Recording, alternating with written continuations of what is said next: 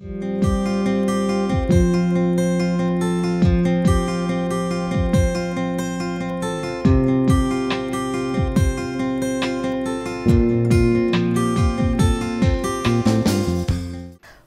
to the UGC lecture series. Now we are going to look at Unit 3, which is called Technical Writing. So let us run through the contents quickly. We are going to discuss scientific and technical writing today. What is formal and informal writing? How do we write reports, handbooks, manuals, letters, memorandum, notices, agenda, minutes? What are the common errors that happen while writing all these technical formats? We will also look at a quick summary, some questions and references. Understanding technical writing. What is technical writing? There are several types of writing which we also discussed in the previous lecture. We have creative writing, expressive writing, expository writing, journalistic writing, and then technical writing. Let us do a quick comparison of all these types of writing. So when it comes to creative writing, we have poems, plays and stories which are connotative and expressive. What is connotative? The words that are used in poetry do not give direct meanings, they are suggestive. They talk about deeper layers of meaning, which is called connotative meaning. And then we also have expressive writing. In expressive writing, we have these narratives or descriptions. They talk about subjective ideas, subjective which is very personal. So you talk about personal ideas when you are using narratives in expressive writing, and then it is based on your personal experience. There is a lot of connotative and expressive words that is used. So in expository writing again, we have comparison, contrast analysis, sometimes we have cause and effect kind of a writing. Arguments, persuasion is all used. Again here there is a marked contrast. While we used subjective language in the earlier types of writing, when it comes to this we use very objective language and the words are both connotative and denotative. However, when it comes to journalism, we have all these news stories, feature articles and editorials where the language is very objective. It is written from factual observation. Lot of facts are being reported.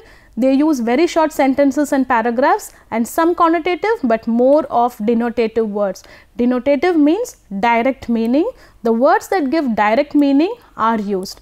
So the final one, technical writing. As I told you in the content, we have all these kinds of memos, letters, reports, instructions, designing web pages, writing your resumes which use more of objective language. So they write about different products or services, they write in very short sentences and paragraphs and only denotative words are used. So in technical writing again we use only objective language. Now that we have understood technical writing, let us move on to comparing a shoe that is described through a poem and the technical details are given on the other side. So, Ode to a Shoe. Look at this poem. My son's tennis shoes rest temporarily in a heap against the kitchen door, their laces soiled, their tongues hanging out like exhausted terriers. So, the poem goes on to explain how the shoes look. The father has talked about his son's shoes in a very loving manner. But on the right side, as a complete contrast, you have the same ideas about the shoes, but look at how it is written. It talks about all the specifications, how is the sole, what material it is made of and what is the height, how much does it weigh, all the details are given here. Now, both these types of writings are nothing but writing about a shoe, but can you see the difference? This is creative, but that is technical. So, we are going to look only at technical writing. Before we look at technical writing, it is important what kind of language we have to use for technical writing. Most of us use both formal and informal language in our day-to-day conversations and communication. What is formal language? Formal language is something we use for official purposes. The language which you use with your teacher, that will be formal. The language which we use with your family, your friends will be highly informal. Informal means friendly and very personal. So these are certain characteristics of formal language. Formal language is very serious, it is objective, it is also impersonal, it is recent, controlled and reserved. And then the other side, as complete opposite, informal language is very light, it is also humorous, and then it is personal, it is very casual, plain spoken and simple. Now, which language do you think we will use in technical writing? Of course, we will be using only the formal language when we are discussing technical writing. Let us move on to see why learning how to write scientific and technical writing is very important. Now, George Gopin and Judith Swan, writing experts, in their Science of Scientific Writing, they have said that the fundamental purpose of scientific discourse is not the mere presentation of information and thought, but rather its actual communication. You can see certain words are in italics here. Not the mere presentation, but actual communication. So don't think that technical writing refers to giving some information or facts in a very uninteresting manner.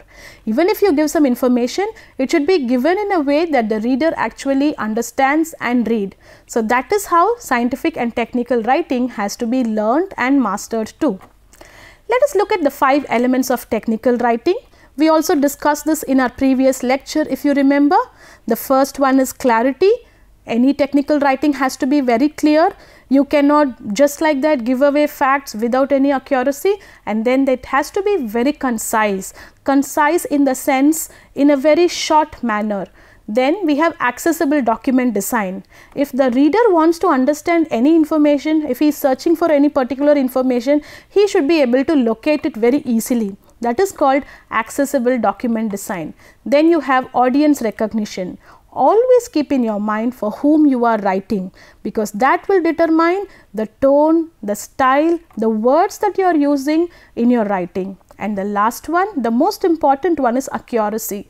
When you read the specification of the shoes, certain numbers were given. Do you think you can make a mistake in those numbers? No, that will make the whole purpose of technical writing a failure.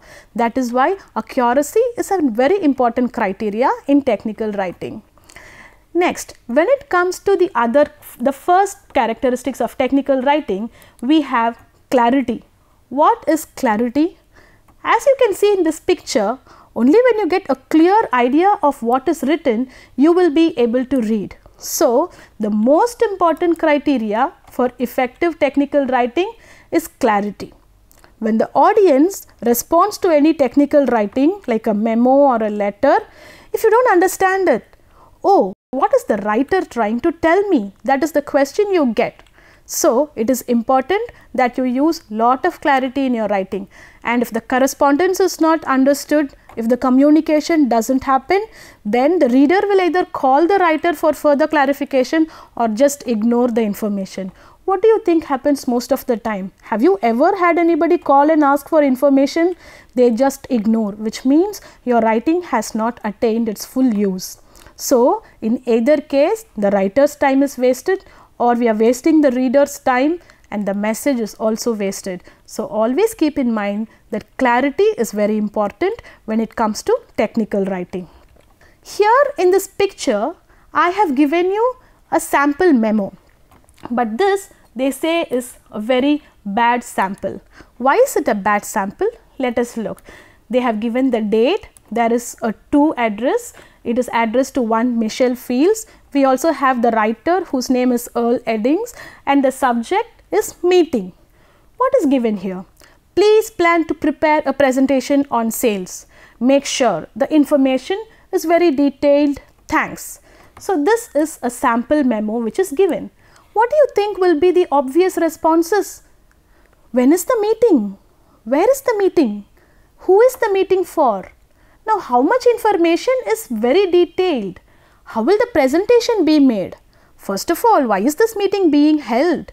And what does the manager want to be conveyed about sales? Look at all these questions. Do you think these 4 lines given here has given us even enough information to understand? No. So, this is why this is called a very bad sample. Now, let us move on to a good sample. How the same information can be rewritten as a good memo. So, when we look at the same ideas, the date too, nothing has changed, but then the writer has actually given lot of information. Please make a presentation on improved sales techniques for our sales staff. So, the topic is improved sales techniques for whom? For the sales staff, and this meeting is planned on this particular date in the venue, conference room, and the time is also given accurately. So, why is this meeting held? The reason is given here. The sales have come down, and so we need to improve it. How do we need to improve it? There are some ideas given here. And how is the presentation going to be made?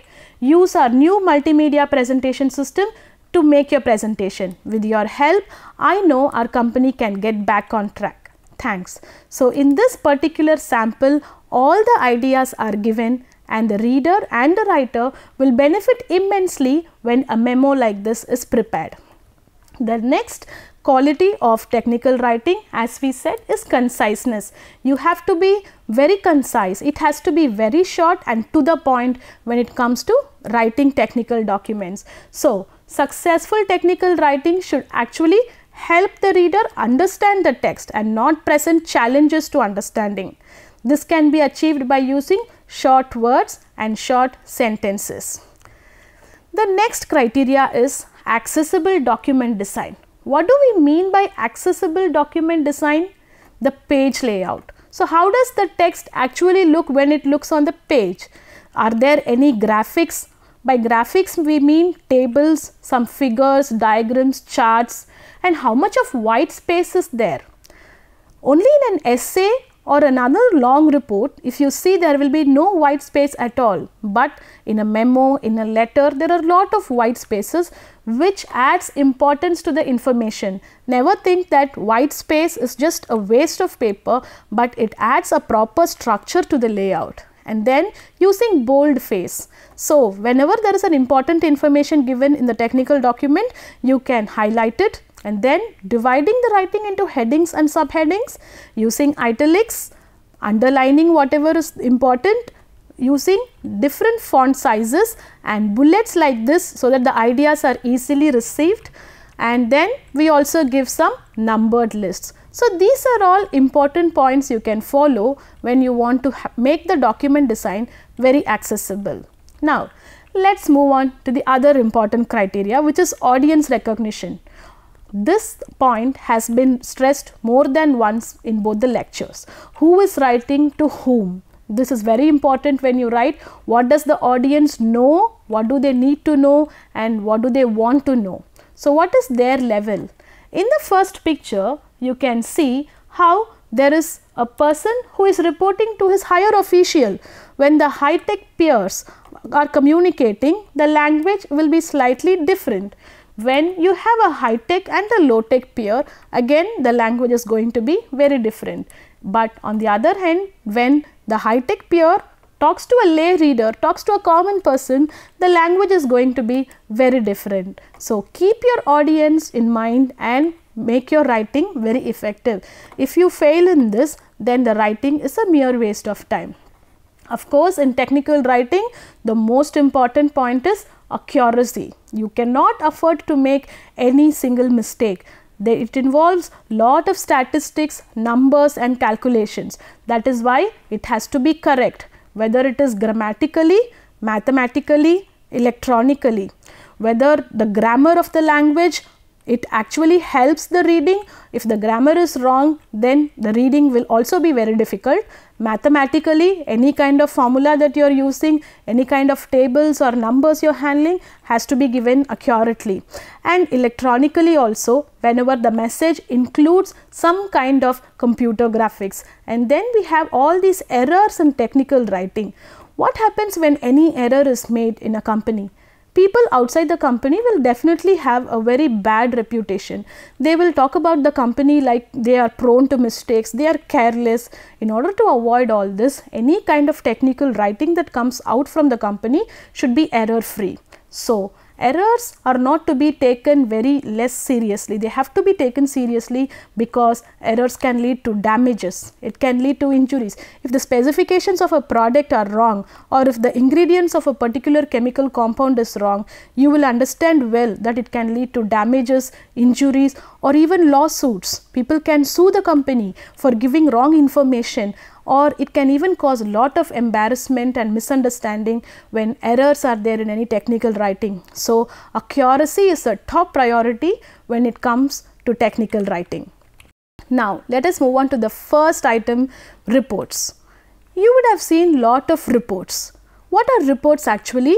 They are proposals to recommend some kind of solution to a greater problem, to assess the feasibility of a project. If a building has to be built in a particular area, if a school is planning to expand, then there are certain requirements. They will conduct a feasibility study. Is this possible? What is the budget? To whom are we going to ask the funds? What is the use of this particular building? In order to assess all these factors, they will conduct a feasibility report. And then trips about an off-site visit where we go and we take some information, we can report it back to our company with the help of a report.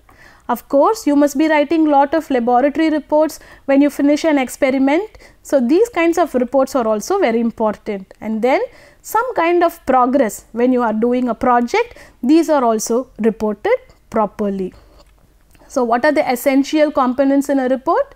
There is an introduction, there is a body, and then there is a conclusion. Now, a report can be even written in 3-page or it can be a 30-page document depending on the subject and depending on to whom it is submitted. Here is a sample report on scanners. So, this particular writer is planning to submit a report on scanners. The first thing he is going to write is a short abstract. The abstract is a very short write-up of the entire report, and then he is going to give an introduction. Then there is some information on how scanners generally work, what are their types, what are scanner specifications, future developments, and then a conclusion.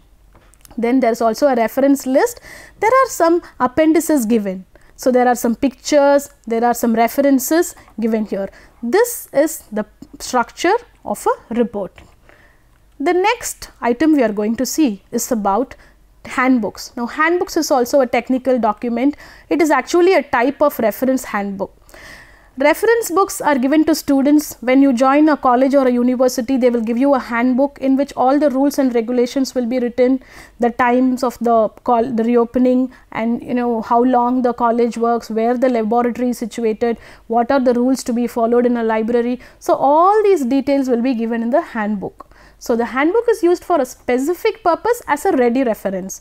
In case you want to refer to any important information, you can use your handbook. So, it gives informations, it outlines rules, and it also discusses all the regulations. So, an example of a handbook is an employee's handbook which is used in the companies. So, here is an example of an employee handbook.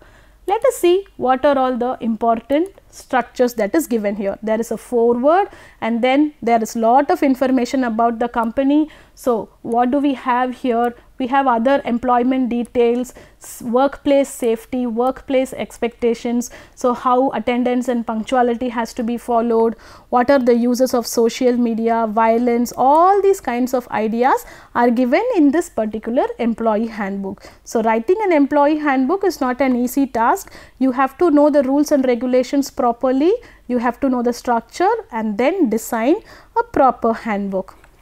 The next thing we are going to look at is manuals. I am sure most of us will have lots of manuals when we buy a television or a refrigerator. The first time a television or a computer enters our house, we read the manual very carefully. We see which button does what. So, after we look at all these kinds of ideas, we try and understand the machine better. Otherwise, it is very dangerous to operate unless we know them well. So, what is the purpose of a manual? They actually help the customers and technical specialists use and maintain the products well. So, in a manual, what is the structure? There will be lot of headings and subheadings using words that readers will find familiar, so that they can easily locate particular sections and instructions. So, a manual has to have lot of pictures, what these pictures are called, labeling has to be done in a very proper way. So, you have to write with precision and accuracy, so that readers can perform the procedures very easily. So, use clearly drawn and labeled visuals in addition to the written text to show readers exactly what equipment, online screens or other items in front of them should look like. Next, here is the manual's writing style. When it comes to technical writing, keep the readers in mind. Who will buy a TV or a refrigerator? The common person. Do you think a common man will know all these kinds of words? Instead, give these kinds of verbs. So, the words you use, as we said earlier, must be accurate, concise and clear. So, look at the right side words. Instead of saying attempt, you can say try. So, these kinds of verbs can be used in order to attain lot of clarity. The next one is letters. I am sure all of us have been writing letters since our 6th standard, whether it is the letter of application or leave letter. There are certain essential components that we have been using. The most important one is the writer's address, and then we write the date, the receiver's address, salutation, text, a complimentary close, and then the signature and a typed name. So, this is the format of a letter. Now, let us look at a sample formal letter. Here we have the address of the person who is writing the letter, and then we also have the person to whom it is addressed, one Mr. Peter Parker, and here is the content of the letter. So, dear Mr. Parker, and the body of the letter is given in a small paragraph, and then there is a sentence to end the letter, yours sincerely. In the space, the person James Matthew will have to sign, and then he has also given his designation. So, this is the sample of a formal letter. It is very simple, there is a lot of white space and there is a particular structure it follows. Next, let us move on to memorandum. What are memorandums? They are actually called memos. Memos, which is short for memoranda, these are internal correspondence within a company. Now, say for example, there is going to be a circular inside the company for a meeting. These are all called memos. We saw the example of good and bad memos earlier. So, those are all written by the employees in a company to the employees in a same company. These are all intercommunicational devices within the company, and memos have a different format than the letter. So, the essential components, if you look at the essential components of a memo, you have the date, you have the to address, from, then we also have the subject, and then we have the body of the memo. So, here is the same sample that we saw earlier. We have the date, to, from, subject, and then there is the memo which we saw earlier. This is called the format of a memo. Let us look at notices. Every day we see a number of notices displayed in bullet boards and notice boards, whether it is our school, college, announcing holidays, announcing competitions. All these information are given to us with the help of a notice. So, what is the duty of a notice? It announces or it displays information to a specific group of people. Can the school notices be stuck outside the compound wall? No, they are only there in the notice board. So, it has to be pinned up on specific display boards in schools, public places or newspaper. What are all the specific format in which these notices are written? What are the essential components? Look at this. First, we write about the name of the organization. We write clearly that it is a notice, and then we write the heading, the date, body, the writer signs, the name and designation is also given. Here is an example of a notice. So, there is this college which wants to announce certain orientation programs to the student. It is written in the college letterhead, and then it says notice. Now, this is going to be signed by the principal or some other authority, and it is going to be displayed in the notice board. The next component we are going to discuss in technical writing is agenda. What is agenda? If you want to have a meeting, you have to inform others, and we also have to talk about what is going to be discussed in the meeting. It is actually a list of activities that will be discussed in the meeting from the beginning to the end of the meeting. So, agenda actually helps in preparing for a meeting. only when we know what we are going to discuss, what are the topics and objectives in a meeting, we will be able to prepare how much time is going to take. So, all these details are usually given in an agenda. So, in the format of the agenda, you have the meeting agenda title, and then what is the information, objective, the date, the location, time, what is the type of meeting. Are we simply going to sit and brainstorm ideas, or is there going to be a discussion or some kind of assessment is going to happen? Who are all the attendees and what preparation is necessary for that particular meeting? These information are also given, and then we have actions, what has to follow the meeting. All these ideas are all given in an agenda, which is important for any company. So, in all the companies, before they have a meeting, there is an agenda that is sent. Here is a sample agenda. So, there is a budget committee meeting which is going to happen in a school. Now, they have this agenda that has been circulated. The meeting is at 6 p.m. So, they are going to do this. The chair will have to discuss these kinds of issues. They are going to review and approve the budget committee meeting, and then old business which was discussed in the previous meeting, it will be reviewed and it will be seen how far that old action has been taken effectively, and then what is the new business and when does the meeting close. So, this is called the agenda. An agenda, it is important whether it is a school, college or university, in any official communication wherever a meeting is conducted, we pass agendas. Then is minutes of the meeting. We saw how agenda happens before the meeting. Now, minutes are technical documents that are written once the meeting is over. So, organizations and committees that keeps official records of their meeting refers to those records as minutes. Minutes are often used to settle dispute. In case in a meeting certain points are discussed, they will give it as references later. That is why minutes have to be very accurate, they have to be complete and also very clear. And the minutes should be objective and impartial. Whatever was discussed should be written in a very accurate manner. So, here is a sample minutes of the meeting. If you look at the topic, we have the topic that is given here. It happened in this place called a medical center, and then we have the minutes of the monthly meeting. So, we have the date given, and after the date, who were the people who were all present there, and then who was absent, that detail is also given, and then the topic, what is the action taken. So, it just goes on like this. So, this is an example for minutes of the meeting. Now, what are all the common errors that can happen in any kind of technical writing?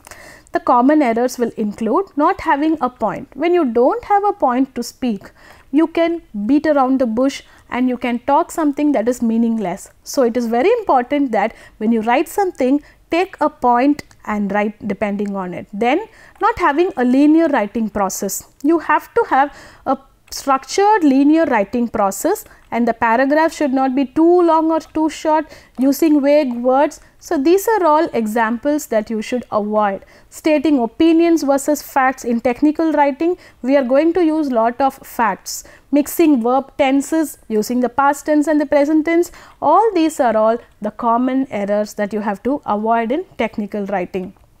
We have come to the summary now. So, in summary, we said that the students of science and commerce, we are expected to write lot of technical papers, research reports and similar documents which are very different from writing your school essays. And then there are some specific formats to be followed in such formal writing to make them concise, precise and structured. We also saw how conciseness, precision and structure are all very important for technical writing. We also saw the difference between formal and informal styles, and then we also saw about the various formats including letter, email, reports, handbooks. So, all these things were discussed in this lecture. So, here are few questions that you can work on. What is technical writing? How do you define a letter? What are cover letters? What are memoranda used in technical communication?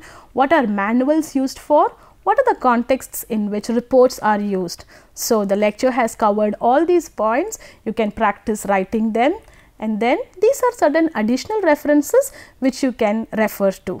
Thank you.